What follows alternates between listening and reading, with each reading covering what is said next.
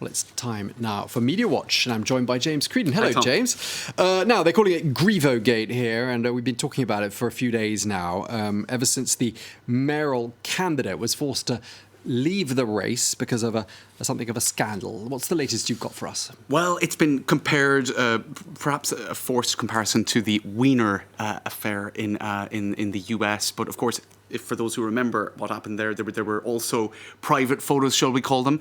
But in that particular case, it involved, in one of the incidences, somebody who was underage. So I suppose what a lot of the debate is centred on here in France is the fact that this was an invasion of privacy, whereas Wiener in the US became, he was sort of very much criticised across the board.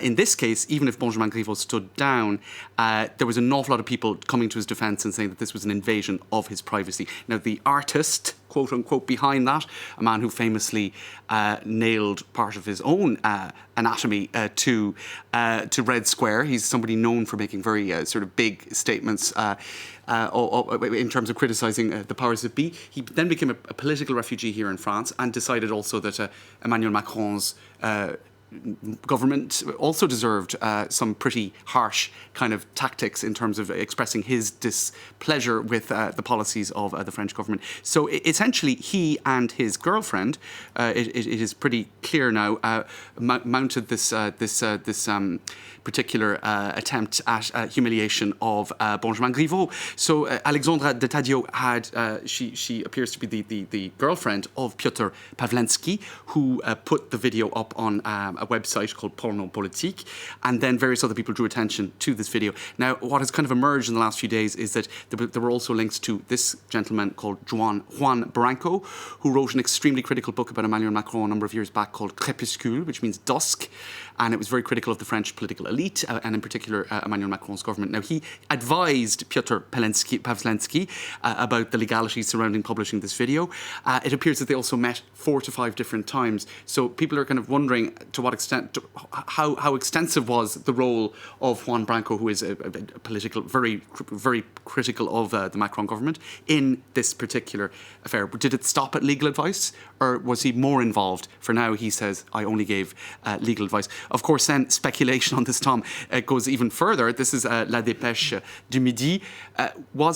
Was he actually trapped? Was this a honey trap involving maybe the Russian secret services? This has been, the speculation on this is in a part of the debate in French media. Indeed, even Emmanuel Macron addressed sort of indirectly those suspicions at the Munich Security Conference over the weekend, where he basically said that Russia is going to continue to try to destabilize Western democracies through manipulation of social media and other such operations on the internet. And many people thought that was a reference, albeit an indirect one, to what happened to Benjamin Griveaux, who is seen as his sort of right-hand man in many ways. They're very close, aren't they? Yeah. And Twitter France, all the while, is being accused of censorship. Is that a sort of credible accusation? Well, it's interesting. It's because when all of this broke on Thursday evening, on the 13th of February, the eve of Valentine's Day, all very sort of darkly ironic, everybody was talking about this. Every 5 to 10 seconds, a tweet went up on Twitter. So you would expect that in the trend topics that this would be appearing. And in fact, it didn't appear in the trend topics until sometime after midnight. Now, Le Parisien and others did ask Twitter about this, and they said that they didn't directly respond to accusations of censorship in the trend topics, but they said that they have a zero tolerance policy when it comes to content involving nudity where it's not consent. In other words, a bit of videos being put up online where the author is not providing consent. So they didn't kind of fully deny it, actually. There's also been a debate about whether or not people should be allowed to be anonymous on social media. For some reason, many politicians made this point, including not just politicians, but a very high-profile lawyer, Eric Dupont-Moretti, saying you shouldn't be able to share or relay or draw attention to content online without having your identity known, without signing the tweet and without owning the tweet. Except, actually, many people have said this is a false debate in this regard because this was not posted on social media. The video was posted on a website, and everybody who was involved actually sort of their identity was known.